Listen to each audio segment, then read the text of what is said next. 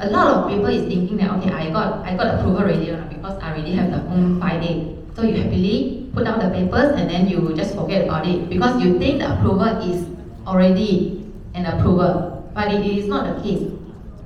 Form 5A is just a piece of letter informing you you can pay this amount of money and go and apply for the new issue of title and have to present it and for the registration.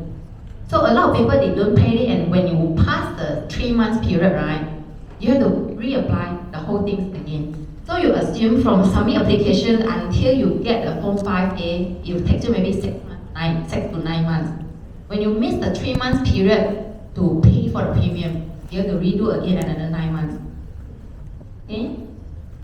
Of course, there are some people who will be able to do it faster, maybe 1 or 2 months with some connections inside.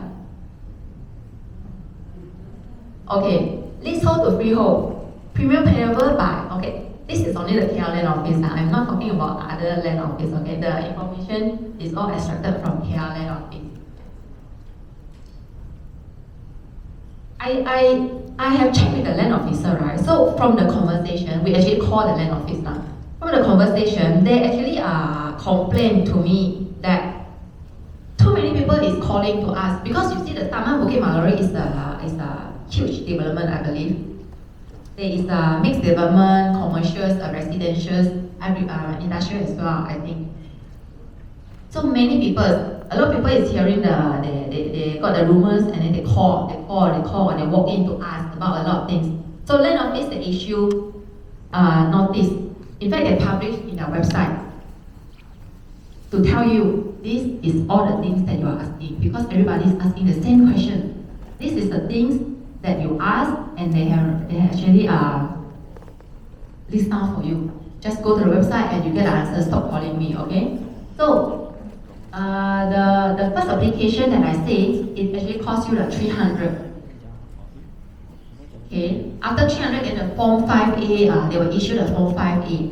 So in the Form 5, the whatever is written in the Form 5A will be the next part where they will issue the premium. So you have got the premium written, and how they calculate the premium, it will be the rate down, that is the calculations. Okay? This is the breakdown for the calculation. 1% times the value for the land times the land size equals to the premium fee.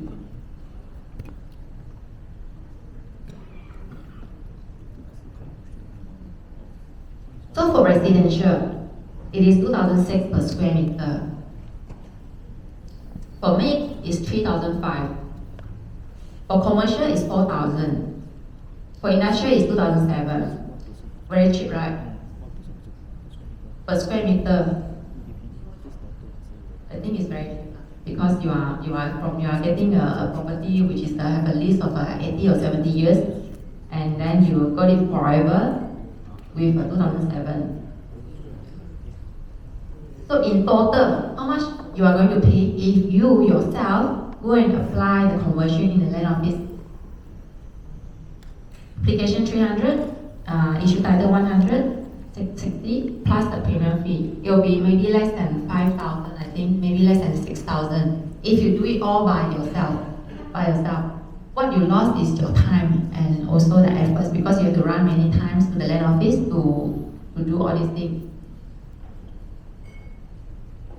Okay, this is another example for the calculation. Okay, this one is the QR code which we are asking the land officer to provide for us to share with you. You can scan it and you will be able, it will directly link you, it will directly bring you to the website where you can actually check what is whether your property, whether your land is qualified, allowed to convert to the from leasehold to freehold. If your title is already here, then you don't need to go and ask. You just straight away proceed to the application. Pay the 300, you just apply. But bear in mind, when you apply, please settle all your current assessment, okay?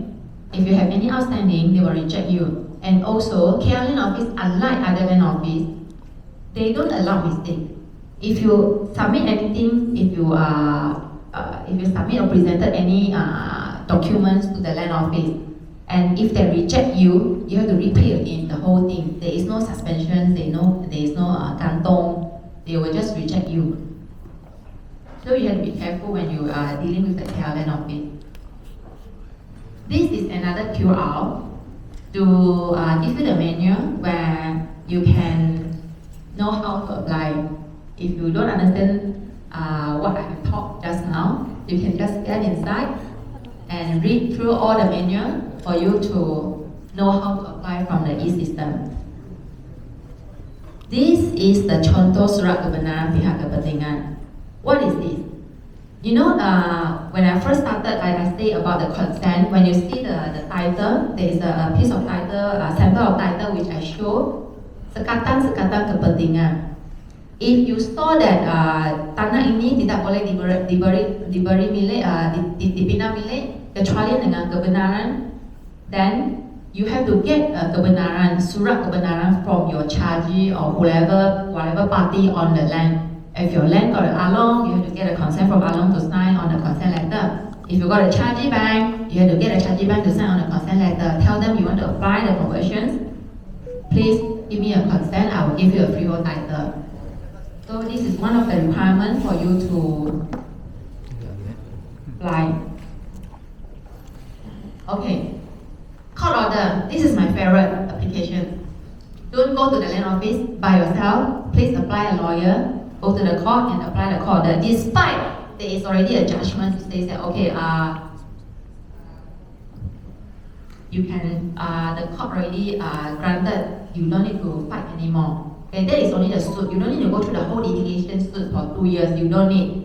But you still have to go and apply for the ex parte, the court order by yourself, you know. Because with the court order, you can save money. Just now, as I said just now, if you go to the land office by yourself, it costs you around 6,000 just on the disbursement itself, okay? Haven't count your precious time. If you go to the court, you do not need to pay any premium. Just apply the court order. We will pray in the court order that the premium fee is waived. And it is much more faster because if you go to the land office, you have to meet the officer, you have to keep calling to the land office, ask for the status. But for the court order only takes maybe 3 to 4 months. If it's a court vacation, you get it maybe 5 or 6 months, you get the court order. Once you got it, we just have to serve it to the land office with your title, and we get the title back in 1 month time. Okay? So this is how the court order process. You appoint a lawyer, and then a lawyer will go to the court to apply, and then order stay, and then we will serve to the land office for the conversion application. This is an example for the title which has successfully converted from the leasehold to a freehold. At first here you see the blue color title. At the top of it, right, is Pajakan Negeri. Do you see that? Pajakan Negeri means that the land is still pajak, is still this. But when it becomes the freehold title, the pink color on the right, it becomes hak milik. Hak milik means that gerang. At the top of it is gerang hak milik. Gerang is a freehold status. So it will be changing from the status will change. This is the example for the court order where we successfully obtained from one of the Taman Bukit Maluri clients. The whole thing only takes us around 2 months to get the order, and this is the title that we actually applied. It takes around 1 month. In total, if you go by way of court order, the process is around 3 months. Okay, so that's we close the chapter on the leasehold to freehold. On another issue, Bumi to non-Bumi, right? A quick background: any leasehold non-Bumi, it will be, if you transfer to Bumi, it will be automatically categorized as a Bumi lot. So I think every one of you know about it, right? It will be automatic. Means that if it's a non-Bumi purchase, at first, if let's say it was originally non-Bumi, but if you sell it to the Bumi, then so sorry, it will become a bumi lot. Despite it was originally, I'm still waiting for someone to challenge this in court and set a precedent on it, so that everybody in the future, you do not need to get the approval from the state. But so far, no one challenged it before lah.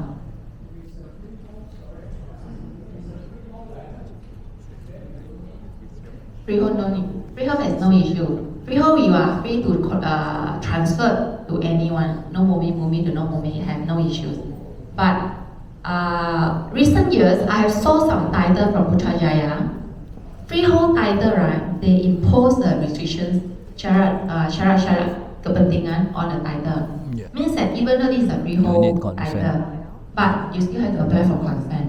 So whenever you involve application for consent, you risk rejection on the bumi to no bumi. There is a possibility, despite it's because there is a restriction on the title. But apart from that, normally if the freehold title, the old freehold title, I think the Putrajaya there are some town planning, maybe because of that, but the old kind of freehold title, normally there is no syarat kepentingan, there is no restriction imposed on the title, the status is very clean. So,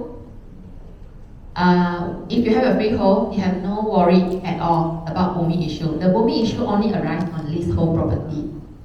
Okay? So there are two options to apply for bumi to non-bumi. One is also a land office. You straight away you go to the land office. It applies to KL and Selangor. Both land office, you can straight away go to land office to apply for bumi to non-bumi.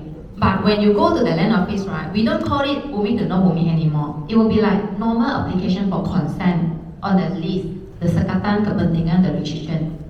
Okay? So if they approve, means that they approve both. They approve the leasehold consent, they approve your bumi consent as well. But if they reject, then you will know it was because of the bumi issue, then you have to appeal again. The second one is to apply in the lembaga perumahan. This only applies in Selangor because KL it doesn't have this ministry of to govern this kind of things. Everything is in land office.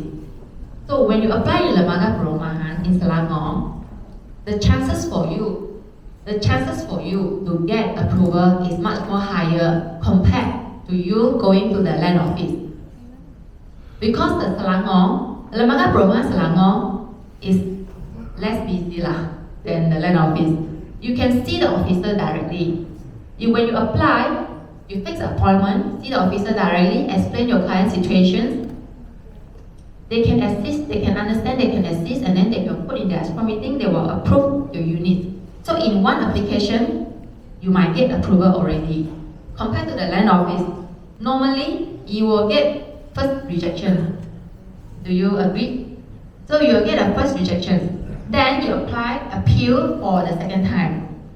Then the third time. Normally, you get it on the third time. So it will take you 9 months because every consent takes around 3 months time.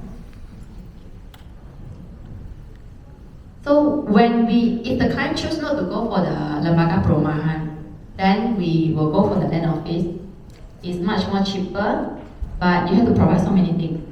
You see, you have to provide a lot of reasons, a very strong reason, like you are going to migrate, you are going to migrate to other countries, or you need some payment for medical bills. These are the strong reasons which we have successfully get conversion from bumi to non-bumi based on this reason. But of course, the proof must be legal Don't give those like any doctor just sign on something and then give it to us. Sometimes I do not know how land office know about it. I don't know how they check, but they will know whether the receipt, the reason that you submit is right or wrong.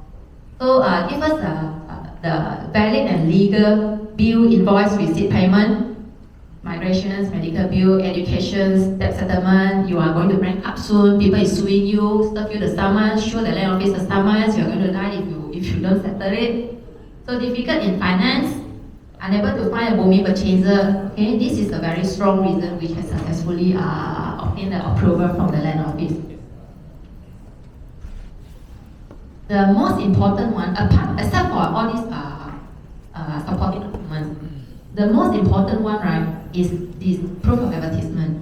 Every applications that we submit for Bumi to no Bumi, without fail, we will always submit the proof of advertisement.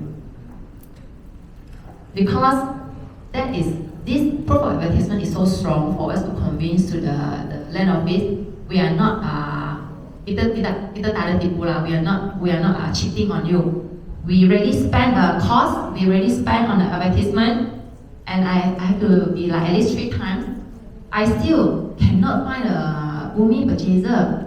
So all this has to be really, you have to keep a record. Because sometimes after the advertisement, you might delete. The portal, they will delete your advertisement, right? So you have to keep it. You cannot just simply publish and advertise without saving a record. Because your money will be wasted already. You have to be at least show us a 3 times advertisement every time you publish at least 14 days. How to prove this 14 days? The first day you advertise, you screenshot or you print out that page with the dates.